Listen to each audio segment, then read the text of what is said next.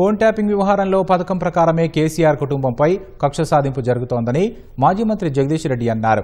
హైదరాబాద్లోని తెలంగాణ భవన్లో పార్టీ నేతలతో సమావేశం నిర్వహించిన జగదీష్ రెడ్డి ఫోన్ ట్యాపింగ్ కేసులో కేసీఆర్, కేటీఆర్కు ఏం సంబంధం ఉందో చెప్పాలన్నారు. ఏ విచారణ అధికారి కేసీఆర్, కేటీఆర్ పేరు చెప్పారా అని నిలదీశారు.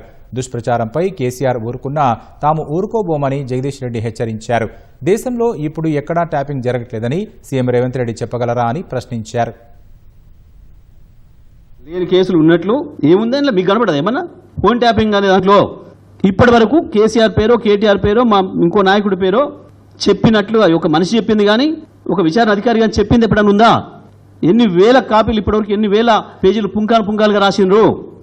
ఏం హక్కుతో రాస్తావు? ఎట్లా రాస్తావు? మా లక్షలాది మంది కార్యకర్తల హృదయాలు ఎట్లా గాయపరుస్తావు? కోట్లాది మంది కేసీఆర్ ప్రేమికులు ఎట్లా గాయపరుస్తావు? ఎవడిచ్చిండి కదా? మీడియా పేరు చెప్పి మీడియా పేరు అడ్డం పెట్టుకొని